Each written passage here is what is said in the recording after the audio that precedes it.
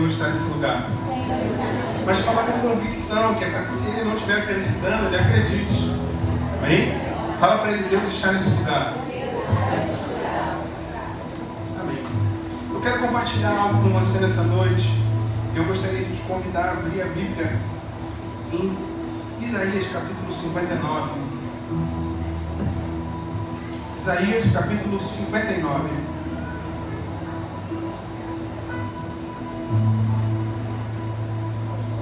Deixa aberto aí.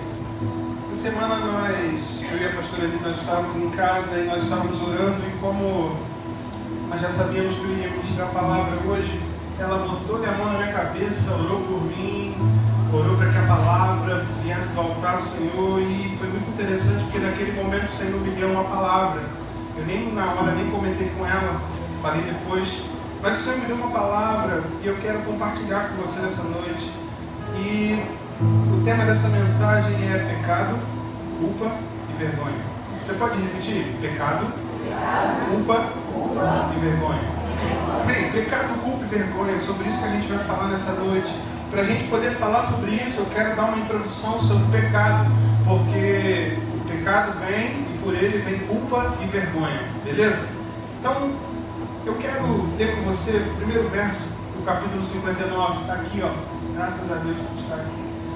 O texto diz assim, ó: vejam, o braço do Senhor não está encolhido, que não possa salvar, e o seu ouvido tão surdo, que não possa ouvir. Olha que coisa interessante. Vejam, o braço do Senhor não está tão encolhido, que não possa salvar, e os seus ouvidos não estão tão surdos, que não possa ouvir. Para a gente poder começar a conversar essa noite, a gente precisa definir o que de fato é pecado. O que é pecado? Para a gente falar de pecado, eu quero usar esse texto e mais alguns textos.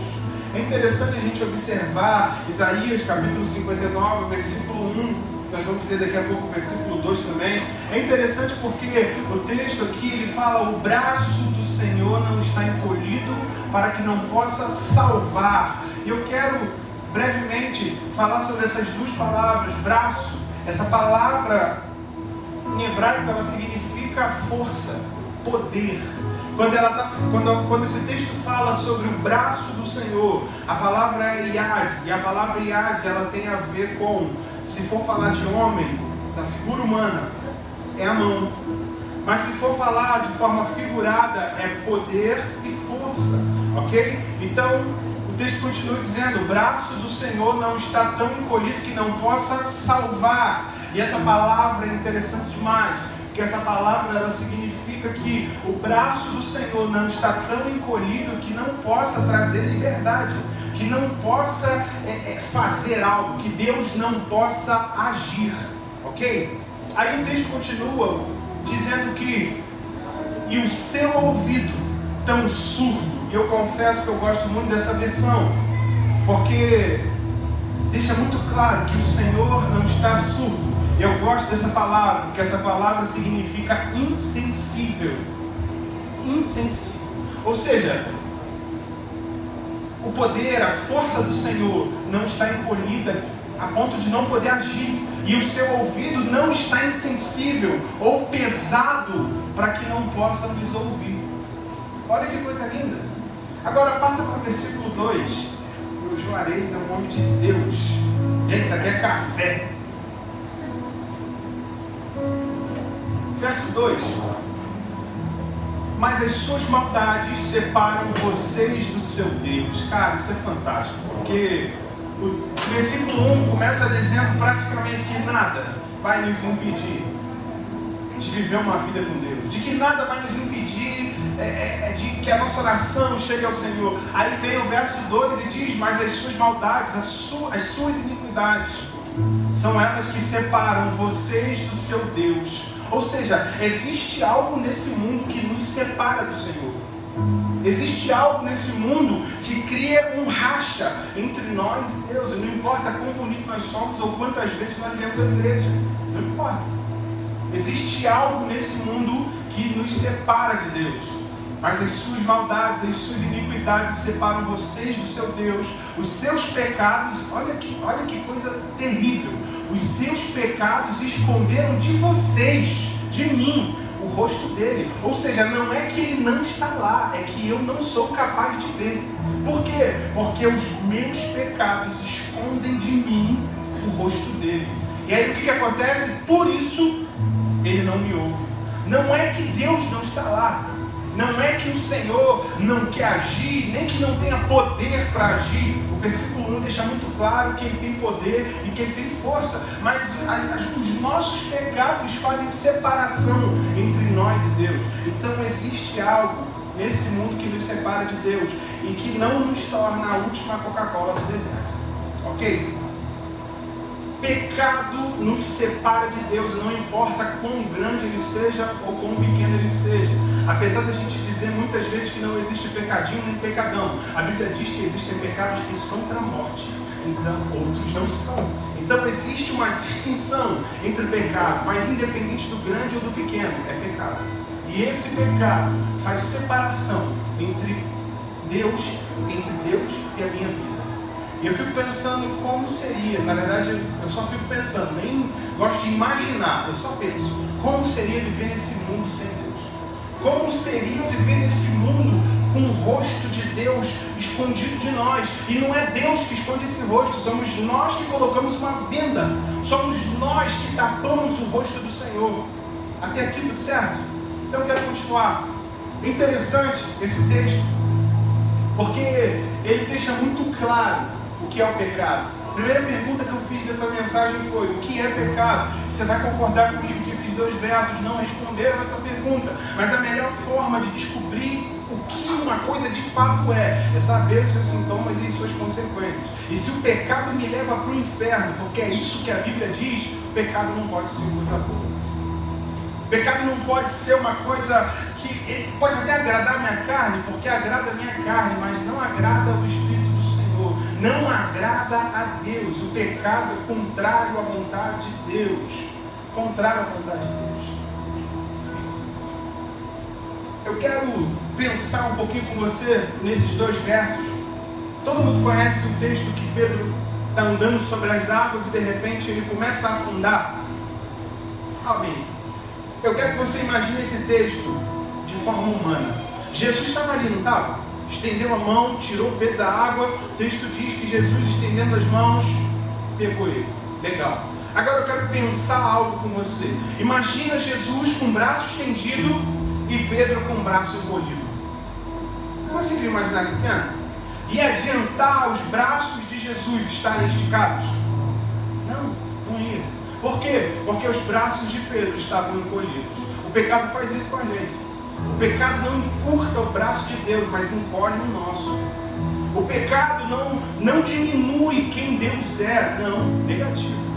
O pecado diminui quem nós somos. Na verdade, o pecado mostra quem de fato nós somos. Então o pecado não encurta a mão de Deus. O pecado encurta os nossos braços. O pecado não encurta o poder de Deus, a força que o Senhor tem, mas nos limita de enxergar essa força, nos limita de estender a mão e pegar a mão do Senhor, de entender que Ele veio para nos dar vida e vida com abundância. Deus, o pecado cega os nossos olhos.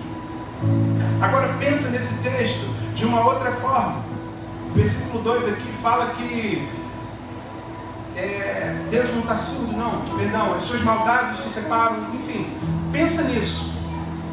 Pedro afundando, pensou em Pedro afundando? Pedro está afundando e Jesus está ali. E Pedro está com a mão estendida, e Jesus com a mão estendida, mas Pedro está com a venda nos olhos. Qual é a possibilidade no escuro Pedro e Jesus darem a mão? Qual é a possibilidade? É quase nula. Então deixa eu dizer um negócio para você. Deixa eu dizer algo para você nessa noite.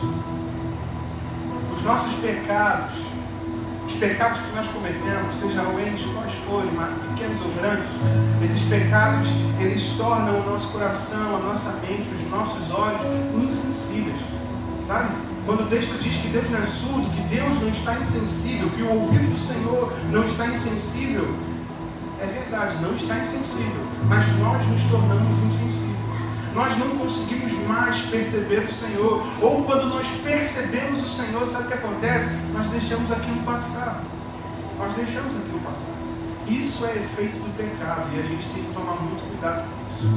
A gente precisa tomar cuidado porque, irmão, a Bíblia em Romanos, se eu não me engano, diz que nada vai nos separar do amor de Deus. Certo? Amém? Aí Isaías vem dizendo que os nossos pecados fazem exatamente o quê? Nos separam de Deus. Porque os nossos pecados só têm uma solução. E essa solução é Cristo. Se a minha vida não encontrar a vida de Cristo, esquece. Não tem nada me separará do amor de Deus. Não existe isso se nós não estivermos em Cristo. Não existe isso. Gênesis capítulo 3, por favor. Gênesis capítulo 3.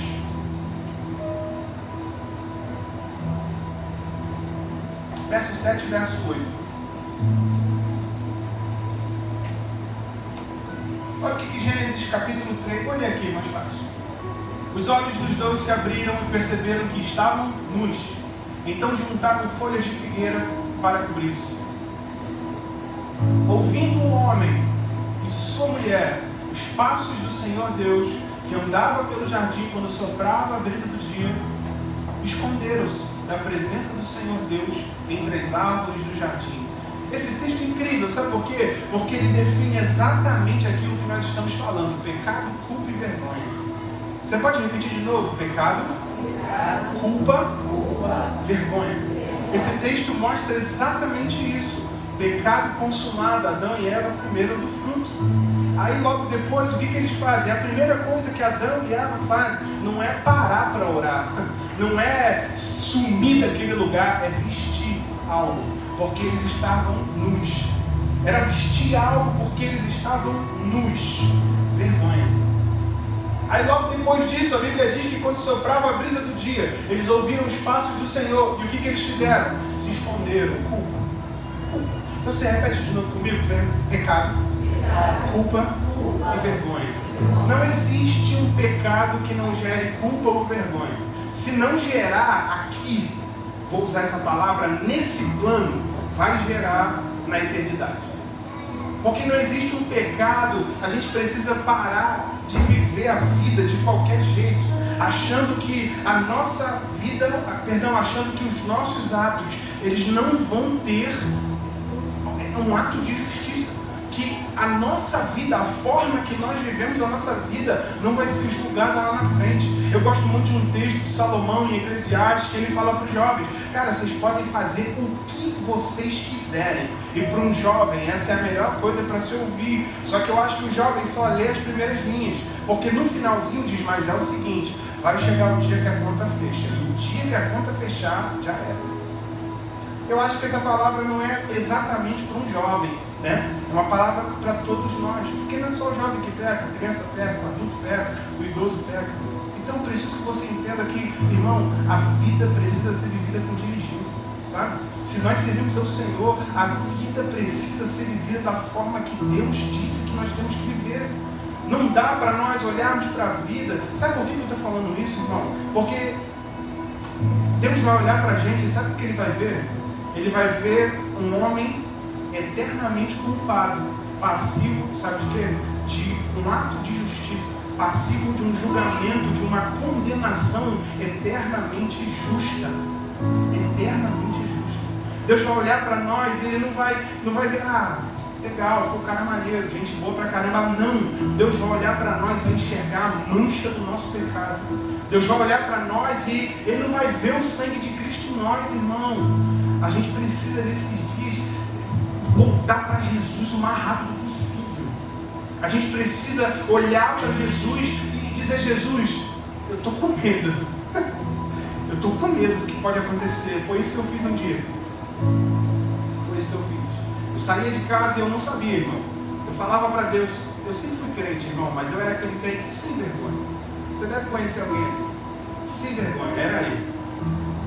Eu saía de casa, irmão, nossa, para fazer as coisas. E nem era coisa tão ruim assim, tá? Eu cuidei de gente que fez coisas milhões de vezes pior do que eu. E eu falava: gente, eu reclamando das coisas que eu fiz no passado. Tem gente que é pior do que eu. Satanás aprende com essa pessoa, com certeza. Aí eu estava lá e eu falei para Deus, um dia assim, quando eu me converti, eu falei para Deus: Senhor, por que você não me matou, né? Cara, por que o Senhor não me levou? Eu fui nascido e criado no Evangelho. Até uma determinada idade eu fiquei numa igreja direitinho. Participava da escola bíblica dominical, ia ao culto, sabe? Participava do coral da igreja, era bonitinho. Meus pais saíram da igreja, eu saí. Quando eu me entendi por gente, o que eu fiz? Voltei para a igreja. Mas, cara, foi muito tempo fora da igreja. Então, para arrancar aqueles carrapichos era um negócio absurdo. Não arrancou, saí da igreja de novo. Até o dia que eu entrei aqui. E estou aqui até hoje. Estou aqui até hoje, porque, cara, eu precisei tomar uma decisão. E a única forma de vencer pecado é tomando uma decisão. Não tem outra forma. Eu poderia dizer aqui para você, igual a gente vê na internet, aprenda a tocar violão em 10 dias. Mentira! Falar inglês em tantos dias. Mentira! Mentira! Não existe uma fórmula mágica. Não. A fórmula é uma decisão. É você olhar e você entender o seguinte, cara, Jesus está aqui. Sabe? Jesus verteu o sangue na cruz por causa de mim. Eu não posso viver minha vida de qualquer jeito. Eu não posso achar que a minha vida não vai ter, lá na frente não vai ter uma consequência disso.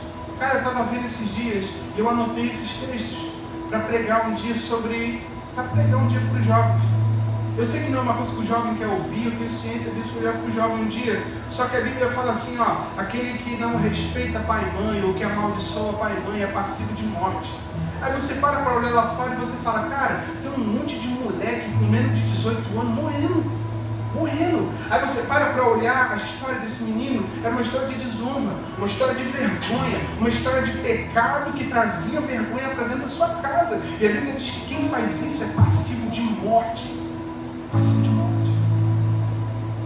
Não é uma coisa que as pessoas querem ouvir, mas está escrito na Bíblia. Está escrito na Bíblia.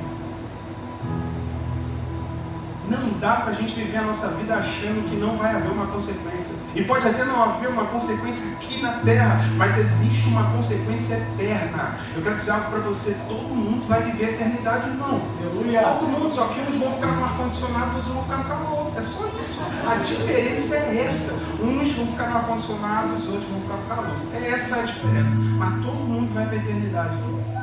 Todo mundo. É bom pregar fazendo você rir, que a palavra entra mais fácil, né? Cara, a gente precisa entender nessa noite isso. A única solução para o nosso pecado é uma decisão. É uma decisão. E vou dizer um negócio para você, crente peca. Se falar que crente não pega é mentira. Peca muito. Não é pouco não. Não é pouco não. Crente peca muito. O que eu gosto do crente, e o que eu não gosto ao mesmo tempo, é que o crente aprendeu a cauterizar a consciência. Sabe o que é cauterizar? Sabe o que é cauterizar? Eu fui ler a definição, porque a gente usa muito as palavras e às vezes sabe o que quer dizer, mas não sabe exatamente o sentido da palavra. E o sentido da palavra é tornar aquilo insensível. Cauterizar é tornar algo insensível. Tem diversos outros significados, mas isso é o que se encaixa com o que a gente está falando nessa noite. Cara, o crente aprendeu a ter uma consciência cauterizada. O crente burlou a Bíblia. O crente burlou a Bíblia. De verdade. Os caras conseguem, eu fico olhando hoje, e isso me deixa muito entristecido. Pastores que eu admiro, sabe? Caindo em pecado, em algo pontual, ou literalmente abandonando a fé e a igreja, abandonando a Deus para viver uma vida de pecado. Uma completa apostasia. Um completo divórcio de Deus, cara. Cara, eu estava ouvindo uma coisa esses dias que eu achei fantástica. A palavra apostasia, ela tem a ver com divórcio. Cara, divórcio. E aí a gente pensa que isso é balela, é besteira. Só que é o seguinte, isso não é eu que estou falando, não. Eu ouvi isso, eu achei incrível. Quando há um divórcio de um homem para com Deus, o divórcio entra no homem para com a esposa, do homem para com os filhos. Mas tudo começa no divórcio com Deus. Com Deus. E esse divórcio acontece por quê? Pecado. Pecado. Alguém podia ser santo e ligar esse ar? Em nome de Jesus. Eu quero que você entenda nessa noite que existe pecado, culpa e vergonha nesse mundo, irmão. Tem mesmo. E não é um negócio fácil de ouvir, eu sei que não é fácil de ouvir, Deus me deu essa palavra na quinta-feira, nós estávamos em casa orando, e eu fiquei com isso na cabeça, remoendo e falando com o Senhor, Senhor. E tinha uma palavra tão bonitinha, irmão, sabe, uma palavra de bênção para a igreja, e Deus me deu essa palavra, eu fiquei olhando, Jesus, você me deu uma rasteira hoje, né? Mas amém, estou aqui para pregar aquilo que o Senhor colocou no meu coração, amém? Pecado é pecado, irmão, e pecado não vai deixar a gente do céu. Não vai, é a única coisa que não vai deixar a gente do céu, o pecado. Porque nem o diabo tem força suficiente para tirar a gente do céu. Ele é forte pra caramba, mas não tem força suficiente. A única pessoa que pode levar a gente para o inferno é Deus. E por causa por causa da gente. Por causa da gente. Eu quero te convidar nessa noite a não permitir que os dias cauterizem a sua mente. Te pedir para você não burlar a Bíblia, sabe? Te pedir para que você não leia a Bíblia de qualquer forma. Cara, porque aqui nos ensina a viver uma vida como precisa ser vivida. Uma vida onde Deus vai olhar para a gente e vai falar, ele é o cara, sabe? Uma vida que Deus vai olhar para a gente e vai falar, esse cara me faz sorrir. Esse cara traz alegria. Você quer ver uma coisa? A Bíblia fala eu só me lembro de uma vez. Estevão está sendo apedrejado.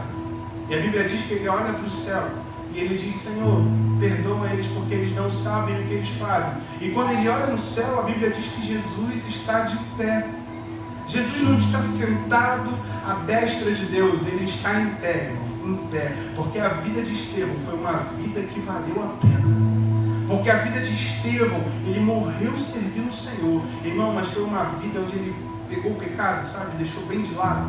Eu ouvi uma vez, quando eu entrei na igreja, o obreiro Leonardo, eu nunca vou esquecer isso, mas nos conhecemos desde a infância, morávamos na mesma rua, e a primeira coisa que o Léo me ensinou aqui na igreja foi que dentro de nós existem dois lobos, o pecado e a santidade. Qual é o problema? Apenas um deles pode ser alimentado.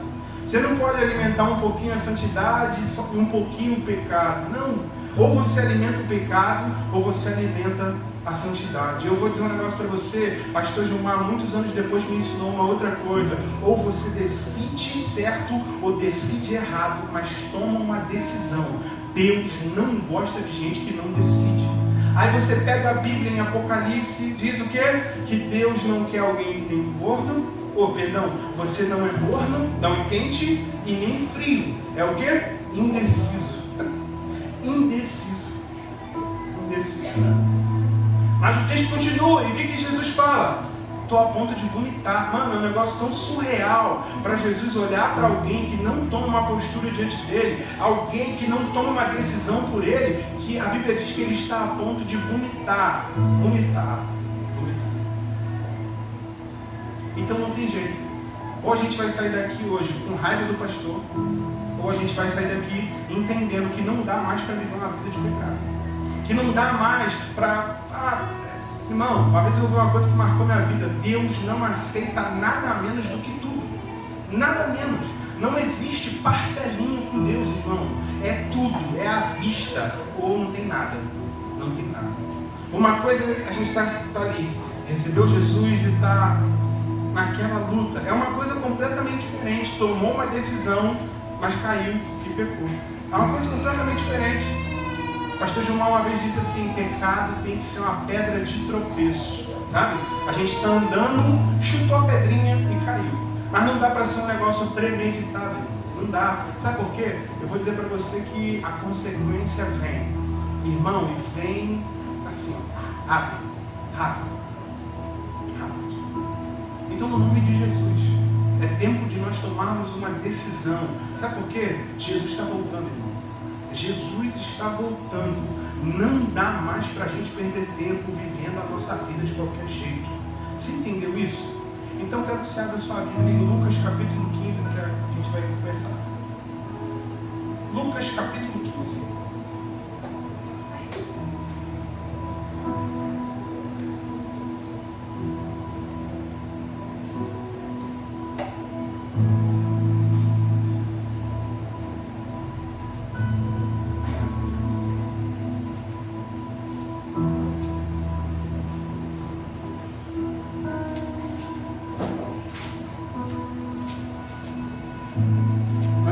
Verso 1 até o verso 16.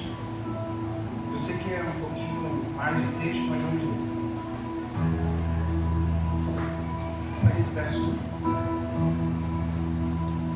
É verso 1 não, desculpa. Deixa eu achar aqui.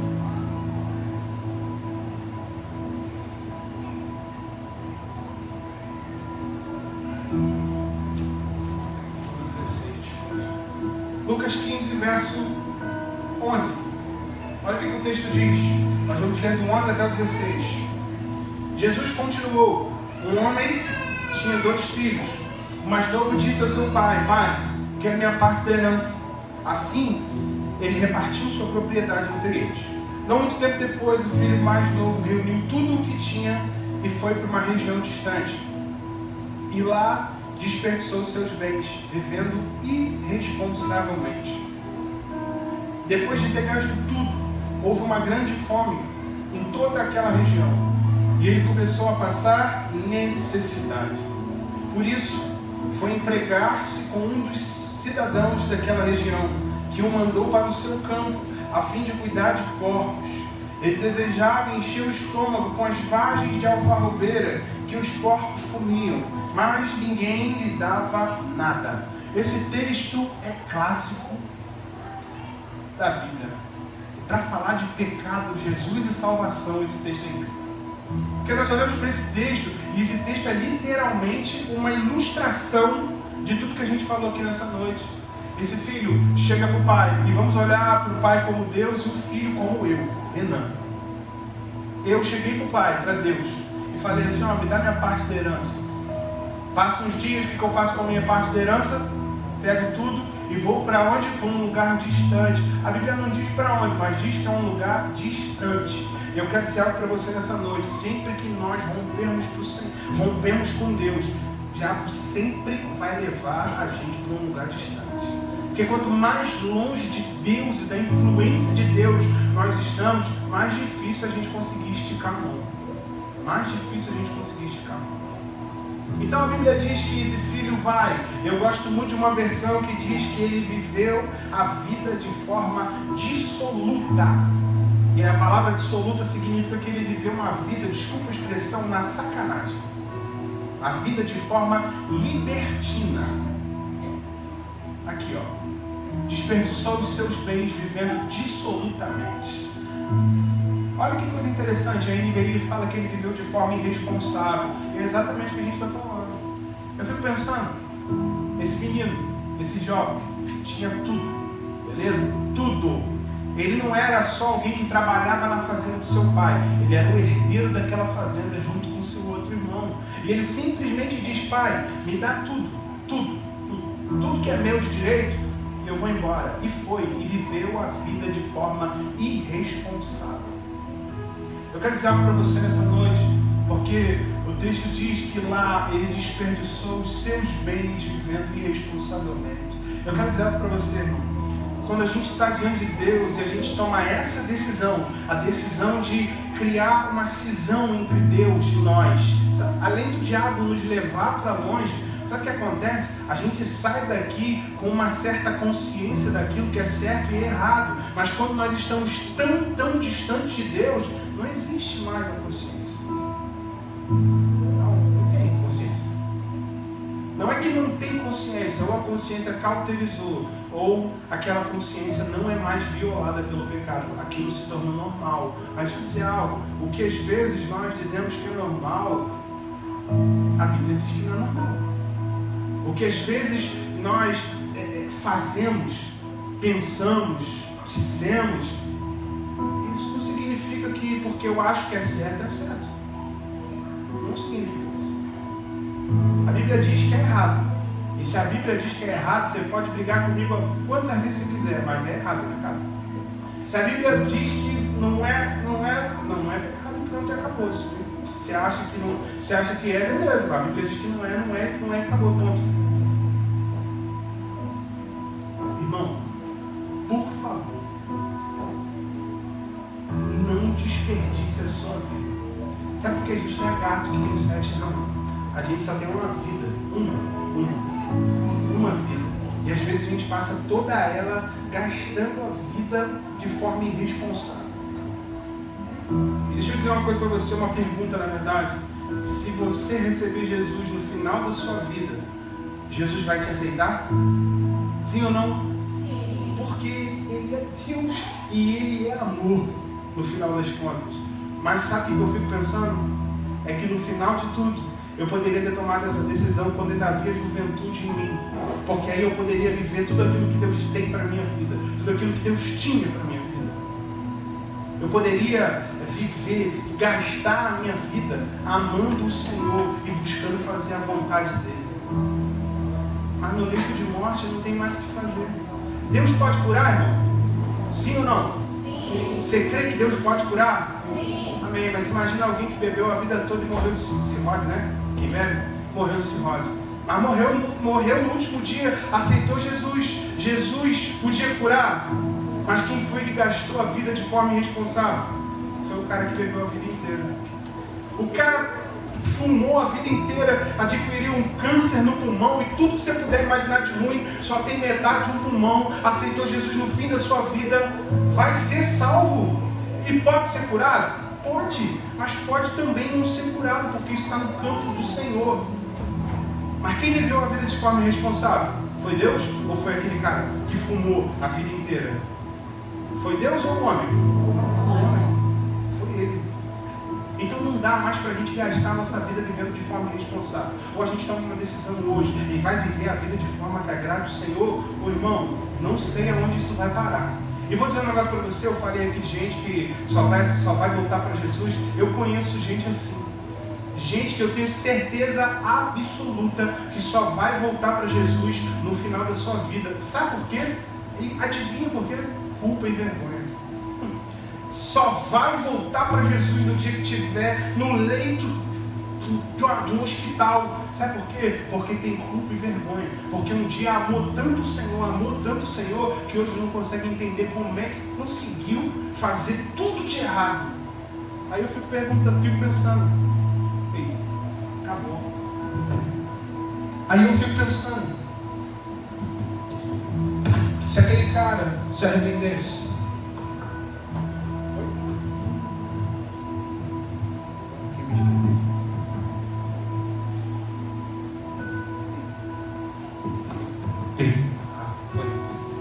se aquele cara tomasse uma decisão antes, Jesus não o aceitaria? Jesus não o abraçaria? Não, mas ele vai viver a vida inteira com vergonha, com culpa, não vai resolver esse problema. Não vai resolver esse problema. Vai voltar para Jesus no final da sua vida e vai para o céu. Graças a Deus por isso.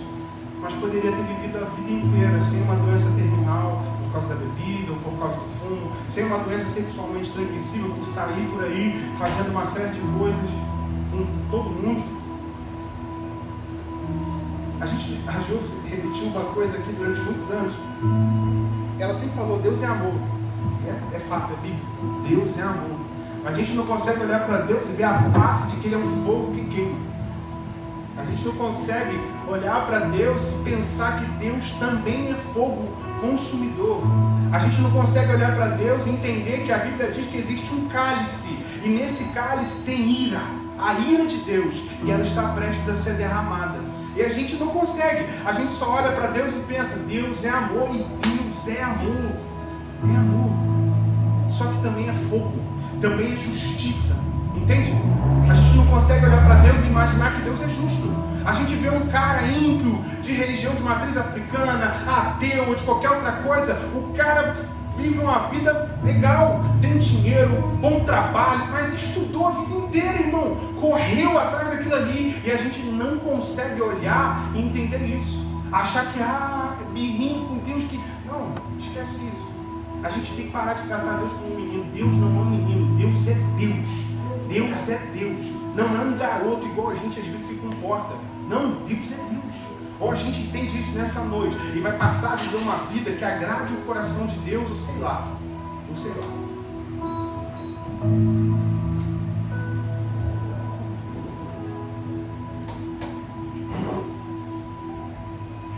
Esse cara desperdiçou tudo o que tinha. E eu não quero falar de riqueza. Eu quero falar daquilo que a gente tem de mais importante na nossa vida, que é a presença de Deus. pensa nesse garoto se afastando, e à medida que ele se afasta, ele está indo para distante de Deus. Ele está indo para distante da casa do pai, distante da casa de que podia acontecer o que fosse, mas se ele estivesse na casa do pai, o que ia acontecer? Ele ia ter um pai para estender a mão dele, ele ia ter um pai para suprir a necessidade na hora da necessidade, ele ia ter um pai que na hora da ferida ia lá e ia derramar bálsamo sobre ele. Mas não, o que ele fez? Saiu da influência, saiu da geografia, do ambiente de influência daquele pai, assim como nós muitas vezes fazíamos. Saímos do ambiente de influência do Senhor. Aí Deus olha e fala: olha, você está passando do limite. E se você passar do limite, eu já não tenho mais como fazer. Eu já não tenho mais como proteger. Não tem. Você já está entrando num campo minado.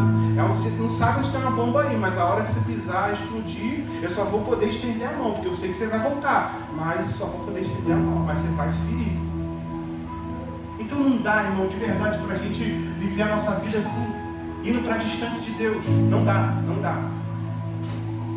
Pula o verso aí, irmão, por favor. E aqui acontece um negócio incrível. Verso 17, eu acho, né? Nós lemos até o 16. Verso 17. Olha que coisa incrível. Olha o que o texto diz. Caindo em si. Caindo em si. E olha o que levou ele a cair em si. Olha bem o que levou ele a cair em si. Quantos empregados de meu pai têm comida de sobra e eu aqui morrendo de fome? Olha que coisa fantástica. O que faz esse homem cair em si é lembrar que o pai dele era provedor. É lembrar que na casa do pai não havia necessidade. Não havia. Por quê? Porque até os empregados lá comiam da comida do pai. Pula aí, verso 18. E me porei a caminho e voltarei para o meu pai. E lhe direi: Pai, pequei contra o céu e contra ti. Olha que coisa interessante. Esse menino tem uma compreensão. É como se Deus metesse uma lâmina naquela mente cauterizada, sabe? Naquela ferida tão grossa que não sente nada. Deus vai lá, tira aquele negócio e faz aquele menino sentir. E olha o que acontece. Ele diz: e me porei a caminho e voltarei para o meu pai. E lhe direi: pequei contra o céu e contra ti. E isso é interessante demais. Demais. Verso 19. Mas é isso aqui que me chama a atenção. Não sou mais digno de ser chamado teu filho. Trata-me como um dos teus empregados. Grava bem esse texto. Não sou mais digno de ser chamado teu filho. Trata-me como um dos teus empregados. Isso aqui eu acho incrível. Sabe por quê? Porque isso aqui é um pensamento, tá? Ele está pensando. Ele não foi para o pai ainda. Ele só está imaginando. Vou chegar diante do papai e vou falar: olha, é isso, é isso, é isso, é isso. E por fim, não sou mais digno de ser chamado teu filho. Isso aqui, irmão, é vergonha e culpa. A vergonha e a culpa faz isso com a gente. O pecado gera culpa e vergonha. E a culpa e a vergonha faz isso aqui. Faz a gente olhar para nós mesmos e termos uma conclusão óbvia. Porque realmente nós não somos dignos de ser filhos de Deus. Não somos. A Bíblia diz que nós somos salvos pelo quê? Graça. Um favor imerecido. Nós fomos salvos por graça. Não fomos salvos por algum mérito nosso. Então realmente nós não somos dignos de ser chamados de filhos de Deus. Mas isso não significa que nós não somos. Deus nos fez filhos. Deus nos fez filhos. João capítulo 1, verso 12 diz isso. João capítulo 1, versículo 12 diz que a todos quantos o receberam, deu-lhes o direito de serem chamados filhos de Deus, os que creem no seu nome. Então, irmão, por mais que nós não sejamos dignos, ainda assim, Deus nos chama de filhos. E nós precisamos chamá-los de pai. Quem que é pai? Eu não sou, não sei porque eu estou com a mão para levantar. Quem é pai? Ou mãe, né? Pai, mãe. David, é isso aí, agora é pai, irmão. Isso aí. Parabéns. Pai e mãe, levanta a mão, por favor. Seus filhos dão trabalho? Não? Ainda. Seus filhos dão trabalho? Quem já tem um filho nascido? Tá? Tem área da vontade de morder a bochecha dele de raiva? Pode falar a verdade, que eu não é meu filho e às vezes eu sinto vontade de morder os filhos dos outros, de raiva. Mas tudo bem, estou pecando, mas não consumei o pecado. Sente raiva, não sente? Você olha para uma mulher que às vezes fazendo um negócio assim, a vontade de jogar na parede e falar para o marido, esses teus filhos ali, vai embora de casa, me dá dinheiro que eu vou comer alguma coisa que eu não quero mais fazer essas crianças tuas, não. É mentira? Mas eu te pergunto, você deixa de amar essa criança? Não, ele pode fazer a pior coisa do mundo. Irmão, ele pode dar na sua cara, você vai se sentir desrespeitado, e vai se sentir desrespeitada e com vergonha durante muito tempo, mas isso não vai abalar o seu amor por ele, porque ele é seu filho, nasceu de você, vocês geraram. E o que o texto está dizendo é isso. A gente não é digno realmente de ser chamados de filhos de Deus, mas nós somos filhos de Deus, porque recebemos Jesus como Senhor das nossas vidas, e se não recebemos, podemos receber. Aleluia. Por causa disso, nós podemos ser chamados de filhos de Deus. E aí, irmão, e deixa eu deixar uma coisa muito clara, eu escrevi isso há algum tempo, a graça não é irresponsável, tá bom? A gente precisa parar de olhar para a graça e achar, posso fazer o que eu quiser, e está tudo resolvido. Não está tudo resolvido. Não é bem dessa forma. Não é porque existe a graça de Deus que eu posso viver a vida fazendo o que eu acho melhor. Não é dessa forma, não. Vou dizer um negócio para você, corre risco de ir para o calor. Corre risco de ir para o calor. Mas eu prefiro que você esteja no ar-condicionado. Então, se você for inteligente, você vai ouvir o que eu estou falando hoje. Nós somos chamados de filhos de Deus. E Deus nos ama, independente do que nós fazemos. Uma vez eu perguntei para o Afonso Correma, você ama todos os seus filhos? O que você acha que ele me respondeu? Deixa eu deixar um dado aqui, o Afonso é o homem da igreja que mais tem filhos. Então eu fiz a pergunta para ele, você ama os seus filhos? O que ele respondeu? Gente, lógico. Aí eu perguntei para ele, mas você aceita tudo que eles fazem? Por que a gente acha que com Deus é diferente? Por que a gente acha que com Deus é diferente? Deus ama todos os filhos de igual maneira. Obviamente tem uns que se aproximam mais, tem uns que se aproximam menos. Mas o que diz respeito a Deus, ao amor de Deus, é o mesmo. A grande questão é, Deus aceita tudo que nós fazemos? E essa é a pergunta que a gente tem que fazer nessa noite. Porque, irmão, se existe uma sombra de dúvida de que se Deus aceita ou não, a gente precisa pensar. Porque se tem dúvida, tem que pensar. É melhor pensar. Repensar, pensar de novo. E quantas vezes eu preciso pensar e tomar a decisão certa? Agir da forma correta. Passa aí, por favor. Lucas 15, verso 19, 18, sei lá. Verso 20. Aqui a gente começa. Vou começar a fechar, tá, irmão? Vai demorar mais uma hora ainda, mas eu vou fechar já. A seguir, levantou-se e foi para o Pai. Isso aqui é incrível. Porque isso aqui define algo que a gente precisa entender nessa noite. Quem aqui já repetiu essa frase? Eu ainda não estou pronto. Antes de aceitar Jesus, tá? Eu ainda não estou pronto. Quem já falou isso? Eu vou dizer que eu já. Não sou mentiroso não. Posso ser qualquer coisa, mas mentiroso não sou não. Já falei. Mas você nunca vai estar pronto.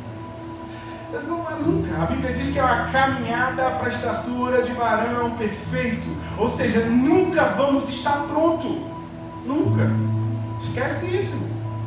A gente nunca vai estar pronto. Jesus olha para a gente, e sabe o que eu acho lindo em Deus? Deus olha para a gente e Ele vê um ser limitado. A gente olha para a gente, sabe o que a gente vê? Um super-herói. Deus olha para a gente, sabe o que Ele vê? Alguém limitado. E a gente faz o quê? Sou um super-herói. Você não é um super-herói. Eu estou falando por causa de mim. Você quer ver uma coisa? Durante muitos anos eu entrei na igreja, recebi Jesus. Recebi não, né? Voltei para Jesus aqui e tal. E omiti algo. Confessei todos os meus pecados, aquela coisa inteira. Depois de um tempo fiz algo, omiti aquele negócio. Meu irmão, pensa no inferno na terra. Foi a minha cabeça.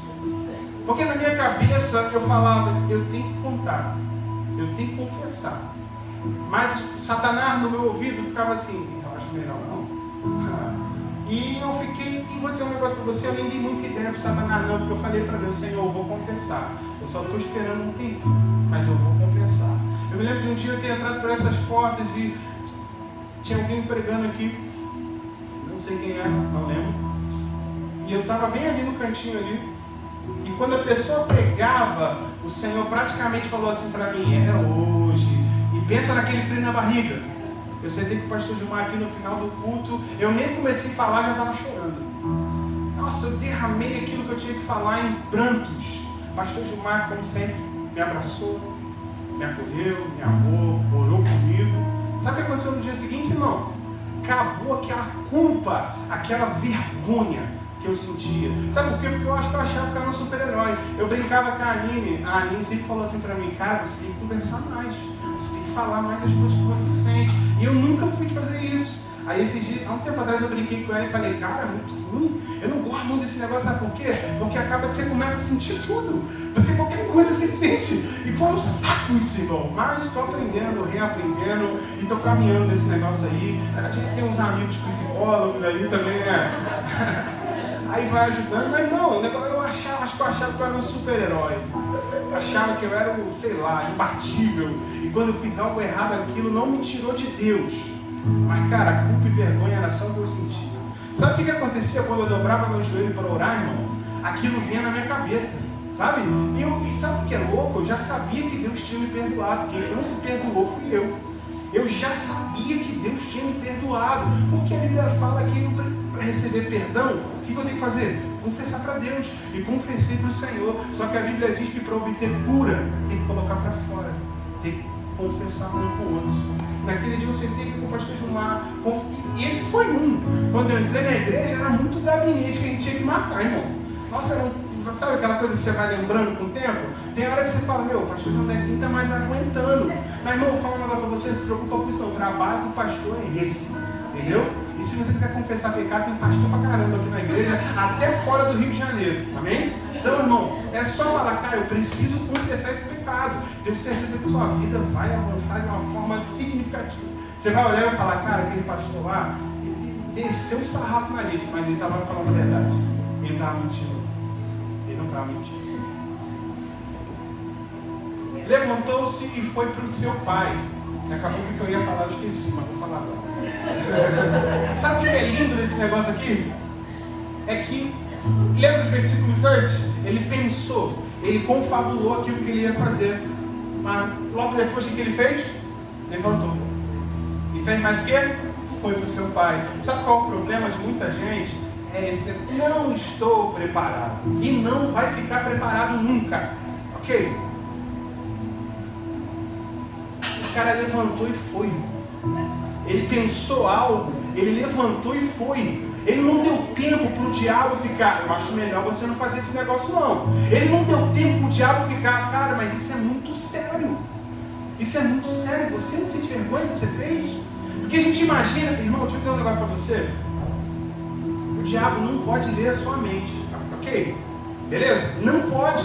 Mas eles jogam uma cambada de seta na nossa cabeça. E às vezes a gente fica, gente, eu fui capaz de pensar num negócio desse. A gente é capaz de pensar num negócio desse. Mas muitas vezes é o diabo lançando seta na nossa cabeça. Dizendo, cara, é melhor você não falar. Sabe o que acontece, irmão? Eu não sei qual é a concepção de você, mas pastor não é santo, entendeu? A gente peca. E principalmente, do meu ponto de vista, com raiva. Eu estou aqui pregando com a raiva. Santa na raiva. Raiva, porque eu fico pensando na minha cabeça um monte de gente. Que eu fico pensando, cara, por que essa pessoa está vivendo isso? Conhece a palavra, conhece Deus, já teve sua experiência com Deus. Enfim. Cara, por favor.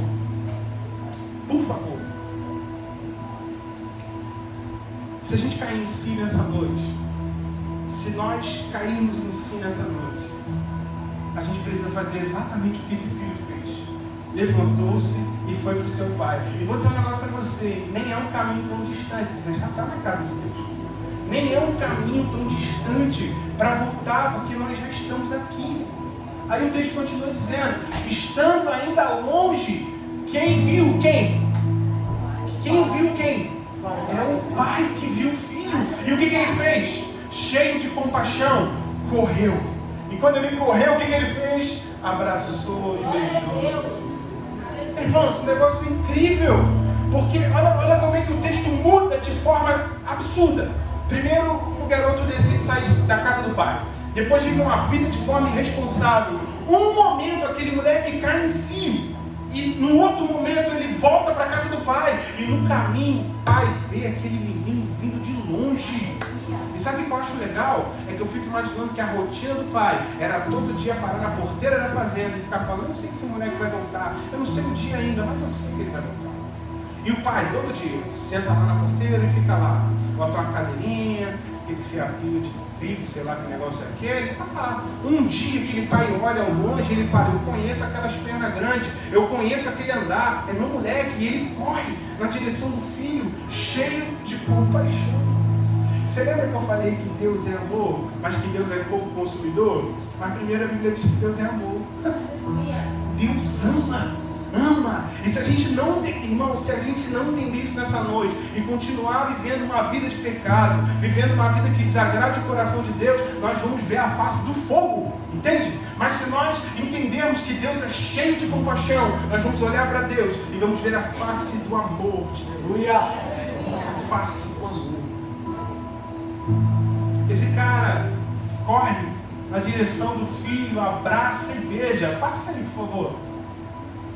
Lembra que eu pedi para você lembrar? O texto que eu pedi para você lembrar? Ele falou o quê? Vou dizer para o meu pai algumas coisas. Bota aí para mim, Sorriso, esse texto. O verso, que eu não lembro qual é exatamente. Caindo em si, é o verso 17, 20, eu acho, 20, não lembro agora. Aí, 17. Caindo em si, disse: quantos empregados de meu pai? Passa aí. Pode passar, aqui ó. Eu me porei a caminho, passa para 19, por favor. Olha essa parte, observa bem isso aqui. Não sou mais digno de ser chamado de teu filho. Trata-me como um dos teus. Pode voltar para lá, por favor. O filho lhe disse: pai, pequei contra o céu e contra ti, não sou mais digno de ser chamado teu filho. Ele pensou em falar isso para o pai, lembra? E aqui ele está fazendo o quê? Falando para o pai. Verso 22. Mas o pai disse aos seus servos: depressa, tragam a melhor roupa e vistam nele, e coloquem um anel no seu dedo e calçados nos seus pés. Volta para o verso 21, por favor. Foi isso que o menino pensou em falar para o pai? Está faltando nada aqui não? Está faltando a parte do empregado. Sabe por quê? Porque eu imagino que aquele pai, quando ouviu o filho, entendendo aonde essa conversa ia acabar, o verso 22 dá a entender que o pai interrompeu o filho e diz: não, você é meu filho. É isso que esse texto está dizendo. São muitas palavras, mas o que o texto está dizendo é: você não é meu empregado, você é meu filho. O texto diz: mas o pai disse aos seus servos: depressa tragam a melhor roupa. E é legal, porque a Bíblia diz que nós temos que nos despir do velho homem e nos vestir do novo. Ou seja, o pai, se a gente fosse trazer esse texto de uma forma para aquilo que a gente está falando hoje, esse pai está tirando as vestes de pecado do seu filho e está colocando uma veste nova. Aí o texto continua dizendo: coloque um anel em seu dedo. Sabe fazendo o quê? Tirando a vergonha. Tirando a vergonha. Aí o texto continua dizendo: e calçando uma sandália, um calçado nos seus pés. Sabe o que isso significa? Que esse pai também estava tirando a culpa dele. O pai lhe dá roupas novas, um anel e calçados novos. E eu quero dizer para você que é exatamente isso que Deus quer fazer nessa noite com a gente, sabe? Você pode estar de sandália com anel no dedo, com roupa nova, mas pode estar gasto. E Deus pode simplesmente estar querendo nesse momento fazer o quê?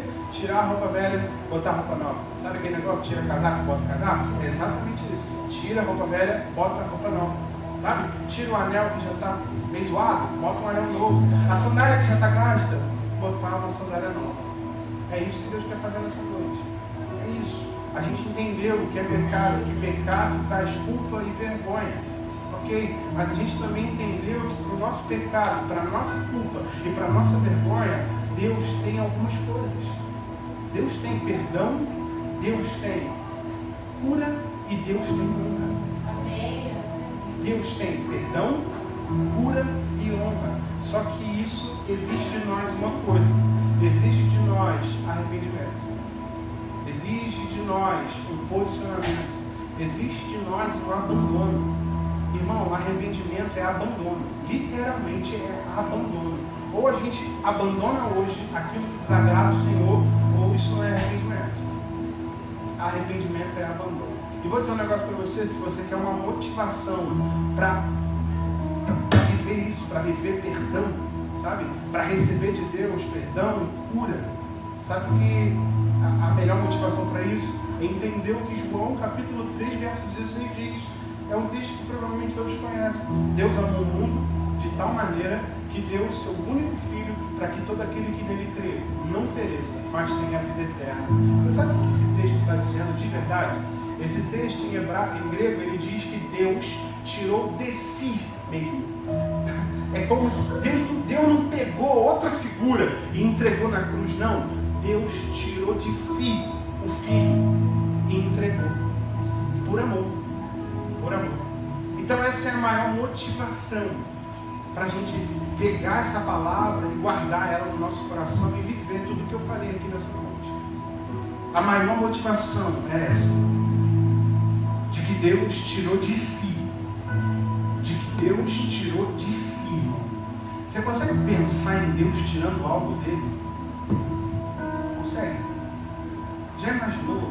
Quando Deus me mostrou isso no texto grego, a primeira coisa que eu pensei foi em Adão e Eva, porque a Bíblia diz que Deus tira da costela do homem e forma a mulher. Mas aqui em grego não diz que Deus tirou de qual parte, só diz que Deus tirou de si mesmo, o Filho. Deus tirou o Filho de si e entregou, por amor de nós. E não é qualquer amor não, é um amor de tal maneira que Ele deu o Filho. Então, em nome de Jesus, sabe? Eu não vim aqui para oprimir você, para te deixar constrangido ou envergonhado, não. Eu vim aqui para trazer uma palavra de Deus. Uma palavra que pode mudar as nossas vidas. Sabe o que? A igreja aprendeu que pecado é sexo fora do casamento, sexo com um monte de gente, sabe? Eu estou aqui. De repente você já até orou ao Senhor e pediu perdão ao Senhor, mas você não se perdoou, assim como eu não me perdoei. Eu quero dizer para você, irmão, que culpa é um negócio muito perigoso.